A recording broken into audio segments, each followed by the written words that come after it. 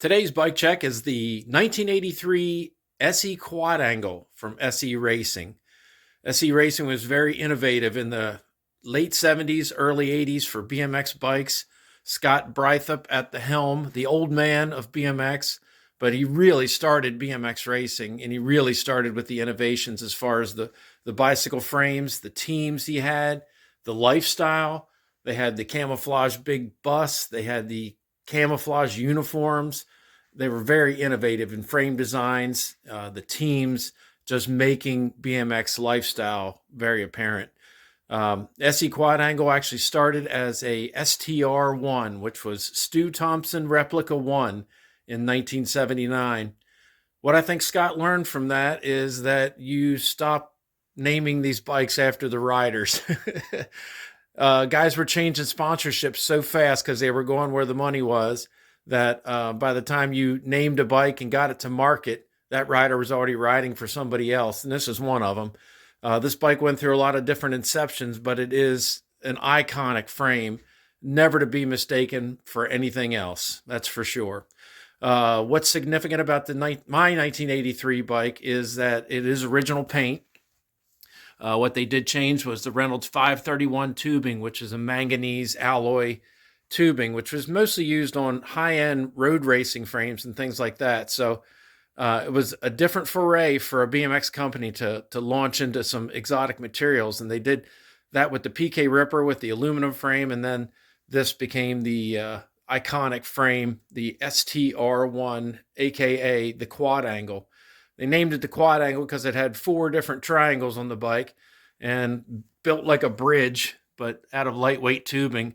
The bike has crazy features that are featured on no other bike in the industry. They weren't then, and they still aren't now. Actually, the only bike that looks like this is still the Quadangle because they kept this bike going for so many years. They revived it in the 2000s and still currently are still making different versions of the bike. That's the rundown of SE Racing and the Quadangle and why it's here in my collection. But this is a very original bike. I bought this bike watching it change hands a few times on the internet. It's an original paint frame. All the decals and frame paint are original.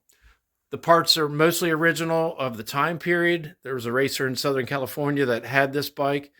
He had it outfitted with ACS Z rims.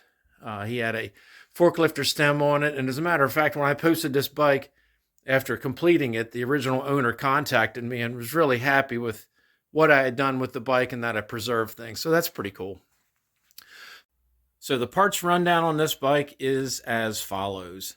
In the handlebar department, the CW Pro bars, original decal, the high crossbar bar. I used these bars back in the day, and a lot of people did, so they are kind of iconic. They were on this bike when I got it. Also, the Amy Bubble Front Tri grips, original to the bike. Another shining feature on the bike is that it has the original pad set. So these pads are almost turned into dust, but they are on there. The Quadangle specific top tube pad. This has die-comp brakes, front and rear, and it's got the chrome-plated Tech 3 brake levers. Also chrome-plated calipers. So they're original to the bike. You see the Pro pads on there as well with the alloy fins to dissipate heat. This has reproduction competition 3 tires, but that would have been right for the time period on the bike.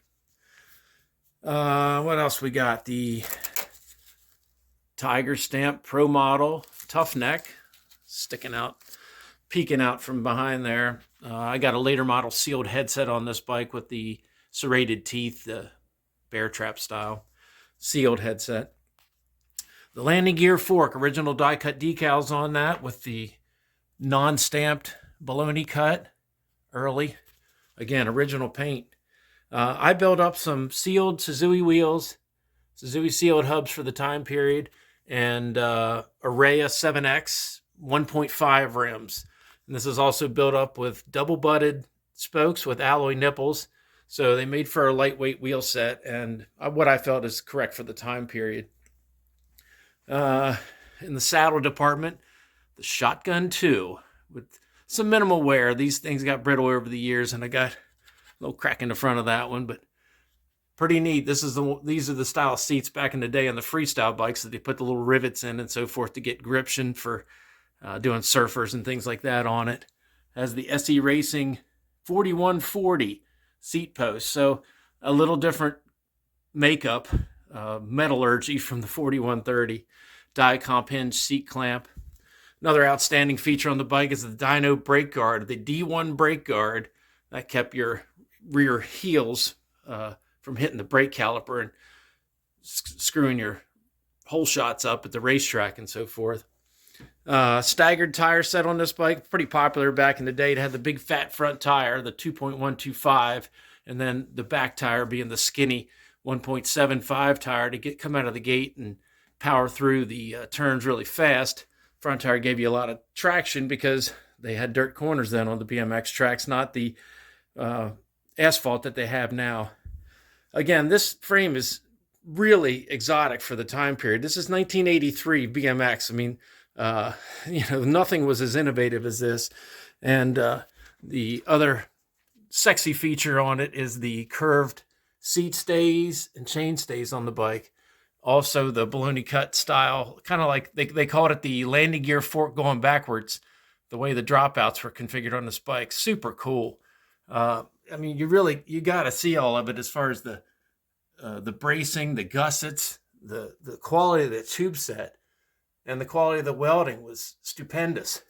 They had a slotted brake bridge on the bike, so when you adjusted the rear wheel, you could adjust the brakes for the shortest amount of reach, make things, techie as far as that goes. So the only thing on this bike that's not original is the tires and the crankset. I wasn't trying to source a pinchless flake crankset, and luckily enough, Redline started reproducing these. So that's what's on this bike is a reproduction of that original Redline 401 series pinchless flake crank. This one's updated, so it looks like the old ones. Still has the same stamping and everything as the old cranks do. Show chrome finish. The decals look the same. The engraved sprockets, the 4-prong sprocket, but 48 splines like the profile cranks. So you don't have that 6-spline wobble that you got out of those old cranks. They are cool to have, the old cranks, but definitely not fun as far as having a floppy crankset that creaks around and you got to tighten all the time. So Suntour XC2 pedals, the classic bear trap pedal. Everyone talks about having their shins eaten up by those. I've got an Izumi black and silver chain on this bike. And that's pretty much it. That is an iconic frame in every aspect. The SE Quadangle, first off, the STR1, and then aptly named the Quadangle later on. So 1983 SE Quadangle, a very iconic bike in the BMX industry.